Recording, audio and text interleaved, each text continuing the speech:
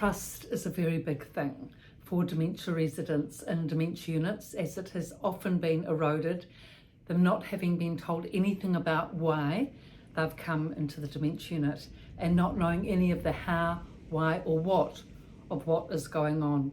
But they do know that something is not right. But if the dementia resident or the person is communicated with openly, if questions are answered, if everything's explained, then often trust can hold. Of course, it's a huge emotional roller coaster coming into a dementia unit, and I mean, it's difficult for all parties, but if there's that open line of communication and the person feels that they can trust you and have confidence in you, ask you questions, that you'll be there to support and be on their side, then things can go forward from there, and the person is much more likely to be settled in the dementia facility. Now, there was one dementia resident, an older man, lovely man, and he had Alzheimer's.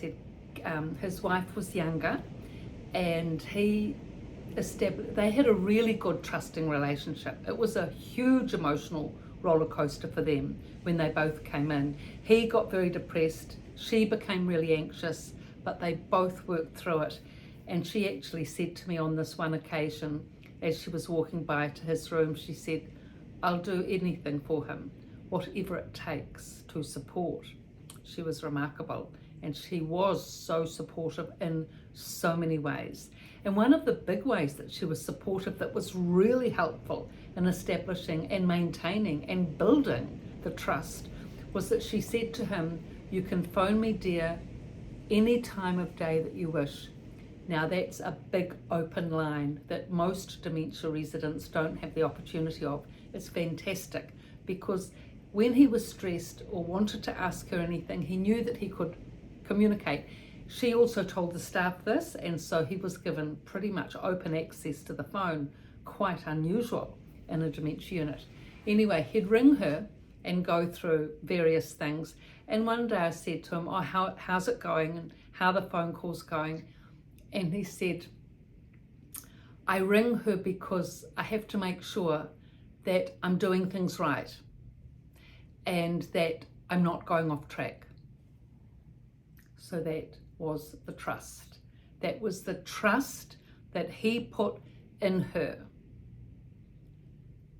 that she would tell him what he needed to know to do things right and not go off track. And actually, that guy, he did so well. He was so depressed initially. Really, none of us thought that he was going to make it. But he came out of that strength to strength with her support, and the family were very good. And he adjusted and accommodated and actually did really well in the dementia unit in terms of assimilating, accommodating, and becoming a bit of a leader of the pack, so to speak. So that was one example of trust. Another example was where a favourite son of a mother in the dementia unit, she was a lovely woman, but she did get quite angry at times and, make a fuss, kick, strike out, flowers, vases, food, whatever, all over the place, not good. And she was strong with it, so, there wasn't much control there when she was angry. But aside from that, when she wasn't angry, she was excellent. Down to earth, pragmatic, positive, lovely.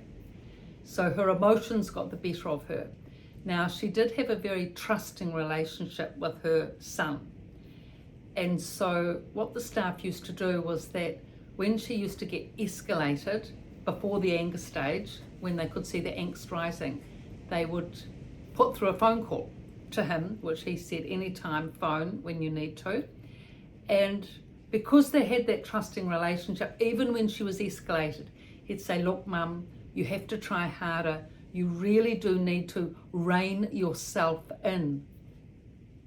And she would, because she trusted him. And she'd say, "Okay, I'll try, dear, I'll try." And she really made that effort to pull back and de-escalate, which she did because of the trust with him that he had established through thick and thin, through the highs and lows, through all the emotional ups and downs, time, patience, energy given, etc., etc. So because that trusting bond was built and very much intact, he was able to bring her down emotionally, so she was settled enough at the unit to be able to go on with her day-to-day activities. Big help for the staff, because it was one less resident that was aggressive and, creating problems with the other dementia residents, injuries, etc. that can happen. So these are just a couple of examples of how trust can help so much. It's so important to keep the trust going, even if it fractures slightly on an entry into the dementia unit, which it does because, such a trying time. Still keep working on it. Make sure that it doesn't break completely. Build it back, because it's on the basis of trust that you can move forward with the person, work with them, help them, guide them and support them through their dementia journey.